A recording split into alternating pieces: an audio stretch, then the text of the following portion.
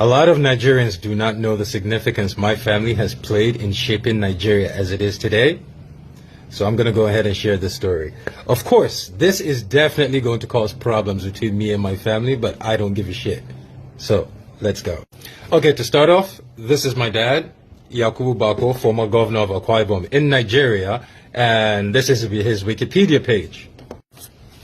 So this is my father right here giving a story to a newspaper in Nigeria. Let's go ahead and check that article, shall we?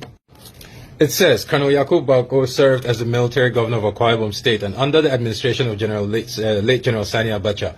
In this interview, he spoke about the projects he executed in Bakassi, which former President Olusegun Obasanjo conceded to Cameroon, and how he made efforts to install MKO Abiola as president, what he knows about the alleged coup of Lieutenant General Dia, and other interesting issues. Says here, I was successful in the military. I never missed any promotion. When I returned to Nigeria, I was posted to Lagos to oversee the 19th Battalion during the 1993 crisis. So this is very important because back then, Nigeria, there were coups everywhere, left and right. And if you wanted to do a successful coup in Nigeria, you had to have the guy who was in control of the 19th Mechanized Battalion, which they put my father in. And by the way, the person who put him there was my father's godfather, some guy named Sani Abacha. But let's continue. It says, while we were there, somebody approached me saying we should plan to topple Shonekon and make Abiola president. So yes, while Ernest Shonekon was then interim president of Nigeria, someone approached my dad as if you want to take over power in Nigeria, you need to speak to the guy running 19. He's the first person you need to talk to. So they came to talk to my dad about, putting Abiola as president. And my dad did what he did. He went to go see his godfather. Who is his godfather? Abacha. So he told Abacha about the coup, and Abacha said, you know what? That's a fucking good idea. Let's make this shit happen. Says here, you were a high-ranking military officer, but you made efforts to install a civilian as president. What informed your decision? Why were you trying to join politics? He said, yes, there was too much tension in the land at the time. That was when... So, people that don't know, Nigeria was trying to transition from military to a civilian presidency, and Abiola won the election. After winning, he was denied the election. He was denied the presidency. One of the main reasons he was denied presidency, I believe that's one of the main reasons, is he promised that the first thing he will do when he gets into office is apply for reparations for black Americans. Next question is, as a military officer, you were not afraid to meet with civilians, blah, blah, blah. He said, yeah, not afraid. Says, you made efforts to install Abiola as president, but at the end, it was Abacha that took over. Don't you think you were being used to achieve someone's personal goals? He said, I won't say both of them used me because Abiola was both sincere when we started. There was sincerity from Abiola's family because they really wanted him to be president. Long story short, the coup was agreed for. They said, let's go ahead and make this shit happen. It worked out perfectly. Everybody was expecting Abacha to give a speech on the radio and make an announcement and say, we've taken over power for Abiola. Instead, he said, we've taken over power and I'm the president. So as part of the guy who took over power is my father's literal godfather. Like his kids, we grew up together. They took us to school every day. Me, Mahmoud Sani, Gumsu, Reki, all the Abachas. We went to school in the same car every day.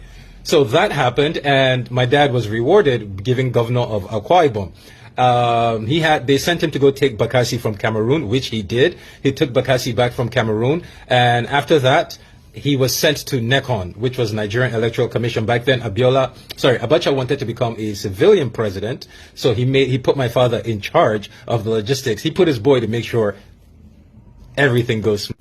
This part is very important. So he's talking about his life in NECON, right? In the Electoral Commission. He says, I worked there for almost a year. When I got out to the commission, one of the major issues was ballot boxes. So I introduced transparent ballot boxes. The contract was awarded to the person who went to China to bring the first set of ballot boxes.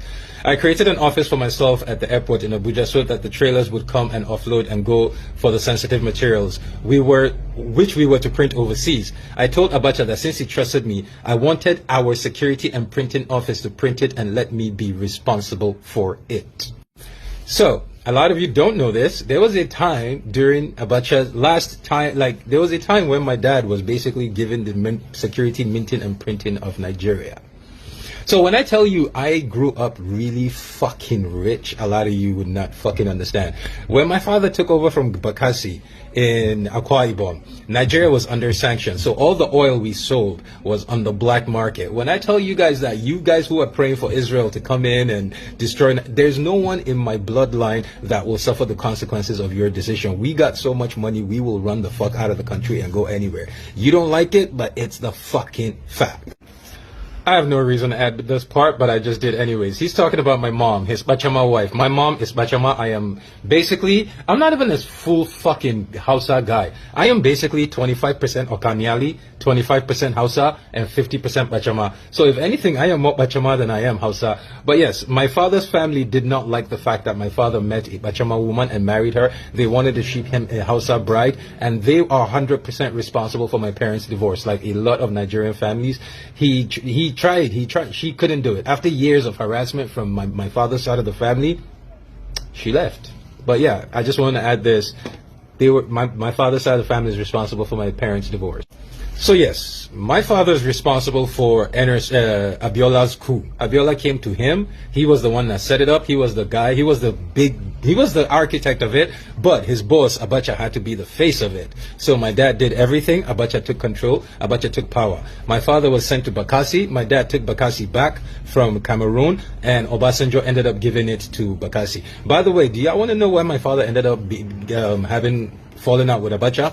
When he was put as NECON, he had one job. During his trip, like state to state, he was supposed to be checking every state to make sure everything was okay. He was supposed to end up, while he was in Jos, while he was in Jos, Olusegun Obasanjo was supposed to somehow die. My father refused to do that. He refused to kill Obasanjo on Abacha's behalf, and that's why they had the falling out, which for my dad kind of worked out, because right after Abacha died, the next person who became president was the guy he was supposed to kill. And yeah, my family has played a very significant role in Nigeria, and a lot of you don't know, but I'm just coming here to share it.